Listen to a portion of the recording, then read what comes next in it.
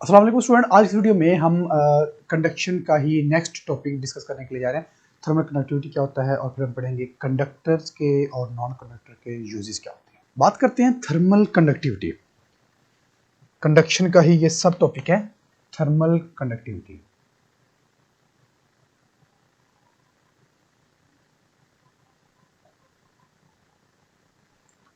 Student, thermal का मतलब होता है हीट और कंडक्टिविटी का मतलब होता है हीट का कंडक्ट करना, हीट का फ्लो करना। यानी कि हम कह सकते हैं flow of heat, flow of heat. ठीक है, आसान लफ्जों में इसको हम ये कह सकते हैं। अच्छा स्टूडेंट, एक चीज याद रखनी है आपने, थर्मल कंडक्टिविटी को डिस्कस करने से पहले हम एक और चीज लेते हैं जिसको बोलते हैं rate of flow of heat. अच्छा, rate of flow of heat इसको हम कैसे लिखेंगे? रेट का मतलब जहां भी आता है फिजिक्स के अंदर हम क्या कहते हैं, इसका मतलब होगा डिवाइडेड बाय टाइम। हम कहेंगे डिवाइडेड बाय टाइम। किसका टाइम? रेट किसका? हीट का। तो हीट को लिखते हैं क्यू के साथ। तो rate of flow of heat का मतलब ये होता है the flow of heat, the flow of heat from hot to cooled part of body a point within unit time। in unit time, ठीक है, इन यूनिट टाइम। इसको हम बोल देते हैं rate of flow of heat. अब जो rate of flow of heat है ये तीन चीजों पर डिपेंड करता है। हम जो कहते हैं dependence of rate of flow of heat,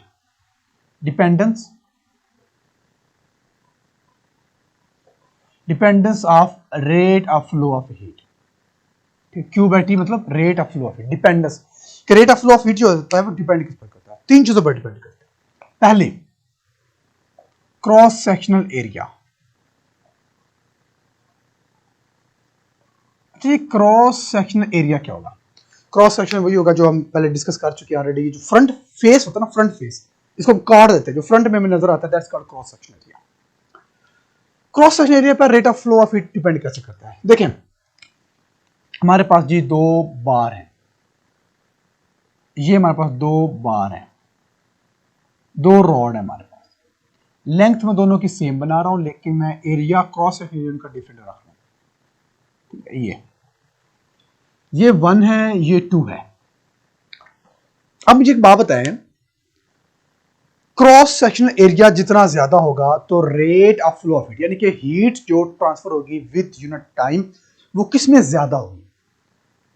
of course उसी में ज्यादा होगी जिसमें देखें कुछ 50 लोग हैं वो तंग गली में से गुजर रहे हैं, 50 लोग हैं वो खुली, बड़ी जो खुली गली है, वाइड है, उसमें से गुजर रहे हैं। अब कम वक्त में किस गली में से लोग जल्दी गुजरेंगे? आपको जो खुली गली है, जो वाइड गली, जो बड़ी गली है, जो तंग, उसमें से टाइम इनको ज्यादा लग जाएगा पास होते होते। जो बड़ी वाली गली है उसमें से कम टाइम में ज्यादा लोग गुजरेंगे, कम टाइम में ज्यादा लोग, यानी कि इसमें rate of flow of people ज्यादा होगा। इसी तरह रोड को जब हम गर्म करते हैं, किसी मटेरियल को गर्म करते हैं, तो rate of flow of heat उसमें ज्यादा होगा जिसका क्रॉस सेक्शन एरिया ज्यादा होगा। तो क्रॉस सेक्शन एरिया ज्यादा किसका है? 2 का। इसका मतलब है जितना क्रॉस सेक्शन एरिया ज्यादा होगा rate of flow of heat उतना ज्यादा होगा। तो हम कहते हैं rate of flow of heat जो होगा वो डायरेक्टली प्रोपोर्शनल होगा क्रॉस सेक्शन एरिया के। इसको क्या देते हैं? Equation number 1। दूसरी जो डिपेंडेंस होती है वो इसकी होती है लेंथ पर। ठीक है, लेंथ ऑफ सॉलिड। अब हम चले ये बना लेते हैं, दो मैं बना लेता हूं। एक है जी, अब क्रॉस सेक्शन एरिया की बात नहीं हो रही है, अब लेंथ की बात हो रही है। अब क्रॉस सेक्शन जो होगा वो दोनों का एक जैसे रखते हैं।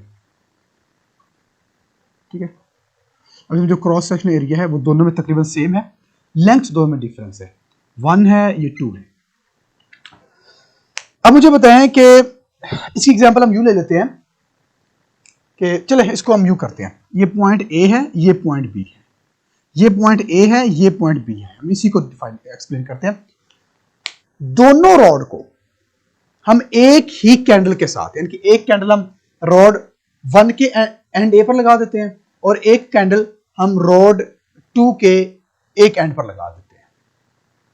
अब मुझे ये बताएं किस रॉड के बी एंड जल्दी गर्म है, क्योंकि हमने पढ़ा है कि सॉलिड को जब हम गर्म करते हैं उसका दूसरा एंड गर्म हो जाता है। अगर ये रॉड है, अगर ये सॉलिड है, तो उसका जो बी एंड है वो किस रॉड का जल्दी गर्म होगा, 2 का या 1 का? 2 का जल्दी गर्म हो जाएगा। नहीं 2 का नहीं, 2 में लेंथ ज्यादा है ना। अगर देखो कंपेयर करके देख लें जी, इसका जो जब यहां तक पहुंचेगा तो बी वाले में जो दूसरी रॉड उसका यहां तक पहुंचेगी हीट, अभी तक यहां पर हीट आगे पहुंचेगी। तो जो 1 होगी जिसकी लेंथ कम होगी उसमें जल्दी पहुंच जाएगी, ठीक है। और जिसकी लेंथ ज्यादा है उसमें रेट ऑफ फ्लो हीट कम होगा। लेंथ ज्यादा है तो हीट जो आएगी यहां तक वो कम पहुंचेगी, लेंथ कम है तो हीट जो भी वो ज्यादा पहुंचेगी। मतलब rate of flow of heat ज्यादा किसमें होगा, जिसकी लेंथ कम है, और rate of flow of heat कम किसमें होगा, जिसकी लेंथ ज्यादा है। लेंथ ज्यादा है, रेट ऑफ फ्लो हीट कम है। लेंथ कम है, rate of flow of heat ज्यादा है। बात समझाई? तो दोनों इसके इनवर्सली प्रोपोर्शनल है। हम कहते हैं जी rate of flow of heat जो है वो इनवर्सली प्रोपोर्शनल होगा लेंथ के। इक्वेशन नंबर 2 ठीक हो गया। तीसरी चीज जो हमारे पास है वो है जी टेम्परेचर डिफरेंस।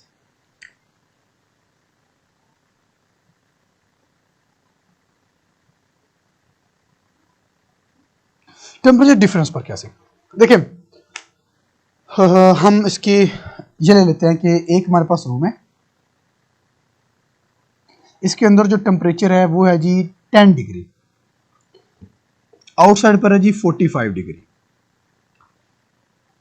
एक हम और रूम ले लेते हैं, ये रूम 1 है, ये रूम 2 है, इसके अंदर टेम्परेचर है वो है जी 40 डिग्री और बाहर है वही 45 डिग्री। अब डिफरेंस किस में ज्यादा आ रहा है, वन वाले में डिफरेंस कितना आ रहा है 35 का,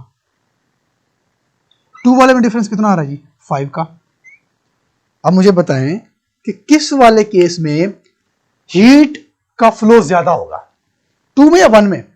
ऑफ कोर्स उसमें फ्लो ज्यादा होगा जिसमें टेम्परेचर डिफरेंस ज्यादा होगा। जिसमें जितना टेम्परेचर डिफरेंस ज्यादा होगा फ्लो उसमें ज्यादा होगा, जिसमें टेम्परेचर डिफरेंस कम होगा उसमें फ्लो कम होगा, क्योंकि इसमें तो कम टेम्परेचर फ्लो होगा ना, 5 का सिर्फ फ्लो होगा और इसमें 35 का फ्लो होगा, ठीक है। तो हम कहते हैं कि जो rate of flow of heat है वो डायरेक्टली प्रोपोर्शनल होता है जी चेंज इन टेम्परेचर के, T2 माइनस T1, या इसको डेल टी भी कह सकते हैं। बुक के ऊपर T2 माइनस T1 लिखा, इसलिए मैं इसको ऐसे लिखा, आप इसको डेल टी भी लिख सकते हैं। ठीक हो गया।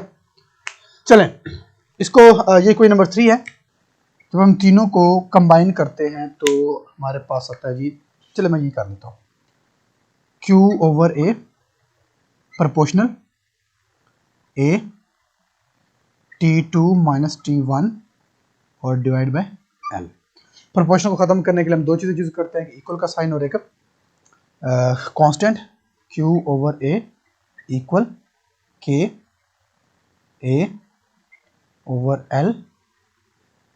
T2 minus T1। ठीक हो गया। तो K क्या चीज है, K is called thermal conductivity, K is called thermal conductivity. ठीक हो गया। अगर इसको हम अलग करना चाहें थर्मल कंडक्टिविटी को, ये हमारे पास फार्मूला आता है, हम इस सारे फैक्टर को, जो ये वाला फैक्टर है, इसको यहाँ से उठाकर दूसरी साइड पर ले जाते हैं। अगर इसको हम करते हैं तो इसको वहाँ पर उठाकर लेकर जाते हैं तो हमारे पास बनेगा ये सारा फैक्टर इस तरफ ले आए कि एक साथ मल्टीप्लाई हो रहा है, इस तरफ अगर डिवाइड हो जाएगा तो मतलब ये रिवर्स हो जाएगा। चले हम इसको यूँ कर लेते हैं, Q/A divided A T2 minus T1 divide by L is equal to K, divide है इसका रेसिप्रोकल ले लेंगे, Q/A multiply by L over A T2, sorry ये नॉट A, ये T है, ये नहीं T है, ये T है, rate of transfer of heat है ये, this is not A, sorry ये बाय मिस्टेक हो गया, ये T है नॉट A। ठीक है, minus T1 is equal to के। तो ये हमारे पास है फार्मूला थर्मल कंडक्टिविटी का। अब थर्मल कंडक्टिविटी होती क्या? थर्मल कंडक्टिविटी कहती क्या? थर्मल कंडक्टिविटी ये कहती है कि जो रेट ऑफ हीट ऑफ, इसके हम चल डेफिनेशन लिख लेते हैं। The rate of heat, the rate, इसको हम यूं कहेंगे, the rate of heat, the rate of flow of heat, sorry, the rate of flow of heat, the rate of flow of heat across opposite faces of material maintain करता है temperature difference of 1 Kelvin. This is called thermal conductivity.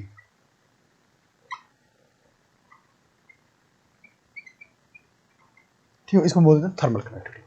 Clear? इसके बाद अगर हम बात करें, इसको मैं रेज कर देता हूँ। इसके बाद अगर हम बात करें कंडक्टर्स और नॉन कंडक्टर्स के यूजेस की, बहुत इजी है, आपको घर में देखने को मिल जाते हैं। यूजेस ऑफ कंडक्टर्स, पहले हम कंडक्टर्स की बात करते हैं। कंडक्टर्स के यूजेस क्या होते हैं? कंडक्टर क्या होते हैं? कंडक्टर वो होते हैं जिसमें से which can transfer heat and electricity। ठीक है, जो इलेक्ट्रिसिटी और हीट को ट्रांसफर करते हैं उसको बोलते हैं कंडक्टर। कंडक्टर के यूजेस क्या होता है? कंडक्टर यूज होते हैं जो घर के अंदर बॉयलर यूज होता है पानी को बॉयल करने के लिए, कुकर, प्रेशर कुकर यूज होता है क्विक ट्रांसफर ऑफ हीट करने के लिए, कंडक्टर यूज किया जाता है। जो जिसमें हंडिया पकाई जाती है, चाय बनाई जाती है, जिसके अंदर सॉस पैन, अंडा फ्राई किया जाता है, तो ये सारे कंडक्टर होते हैं। क्योंकि कंडक्टर का काम क्या होता है? हीट को ट्रांसफर करना। नीचे से हीट पड़ती है, वो नीचे वाली तय गर्म होती है, फिर वो ऊपर वाली तय गर्म करते हैं, और ताकि ऊपर जो भी हम रोटी बना रहे हैं, अंडा ऑमलेट बना रहे हैं, वो सारा वो भी गर्म होना शुरू हो जाता है। तो कंडक्टर के यूजेस होते हैं, हम डिफरेंट पर्पज के लिए यूज करते हैं। अगर हम बात करें uses of non conductor, non conductor के क्या यूजेस होंगे? देखिए, घरों के अंदर जो आपकी होती है ना, जो पानी वाली टैंकी होती है, जो पानी वाली टैंकी होती है, उसको पानी गर्मी में गर्म हो जाता है, छत पे पड़ी होती है, तो उसको कोट किया जाता है, उसको पेंट किया जाता है, उसको कवर किया जाता है प्लास्टिक शीट के साथ, जिसकी वजह से पानी गर्म होने से कुछ बच जाता है। या फिर गर्मी, सर्दियों में पानी गर्म होता है तो वो भी कवर होती है, जिसकी वजह से अंदर वाला पानी जो हीट होती है वो बाहर नहीं जा सकती, क्योंकि जो प्लास्टिक होता है वो नॉन कंडक्टर होता है, वो हीट को ट्रांसफर नहीं कर सकता। इसी तरह जो सॉसपैन का हैंडल होता है वो लकड़ी का, प्लास्टिक का बना होता है। सॉसपैन फुल गर्म होता है, अंडा ऑमलेट बन रहा होता है, लेकिन उसका हैंडल गर्म नहीं होता, वो क्योंकि नॉन कंडक्टर होता है। इस तरह स्पून होते हैं, कुछ उनके हैंडल वुड के बने होते हैं, प्लास्टिक के बने होते हैं। एक मजे की बात आपको बताता हूँ। अब होता है जो पुराने जमाने में किले जो बने हुए हैं, जैसा कि लाहौर के अंदर बादशाही किला है, इसकी दीवारें बहुत चौड़ी हैं, 2 बंदे इतनी वॉक कर सकते, इतनी चौड़ी उसकी दीवारें हैं। कभी चलो मजा आएगा, उसको अब भाग सकते, इतनी चौड़ी दीवारें। उन दिनों में उस दौर में एसी भी नहीं हुआ करते थे, लेकिन अगर आज भी आप जाकर बैठे ना तो ठंडक होती है, वहां पर ठंडा होता है। वो रीजन क्या है इसकी? रीजन ये है उसकी दीवारें बहुत चौड़ी होती है, और दरमियान जो साइडों पर ईंटें होती है, दरमियान में मट्टी होती है, उसकी मट्टी होती है, वो नॉन कंडक्टर होती है, वो हीट को अंदर ट्रांसफर नहीं होने देती। इसलिए सर्दियों में वो गर्म होता है, गर्मियों में वो ठंडा होता है। आज भी जो घर बना रहे हैं, जो आउटसाइड वॉल होती हैं वो 8 इंच की रखी जाती है। अगर आप उसको 4 इंच इधर 4 इंच इधर और दरमियान में कोई प्लास्टिक लगा दें, कोई मट्टी डाल दें, कोई फोम रख दें, तो आपका घर भी उस किले की तरह होगा, जो गर्मियों में ठंडा होगा, सर्दियों में गर्म होगा। एसी लगाने की जरूरत ही नहीं है। ठीक हो गया? तो ये नॉन कंडक्टर के यूज होते हैं जो हम डिफरेंट पर्पज के लिए यूज करते हैं। क्लियर हो गया? तो ये था हमारे पास आज का टॉपिक, जिसमें हमने कंडक्टर को कंडक्शन के बाद हमने थर्मल कंडक्टिविटी पढ़ी आज के टॉपिक में, और साथ में हमने कुछ आइडिया लिया है जी कंडक्टर नॉन कंडक्टर के यूज क्या होते हैं। इंशाल्लाह नेक्स्ट वीडियो में हम बात करेंगे कन्वेक्शन की, जो कि second mode of transfer of heat है। तब तक के लिए इजाजत।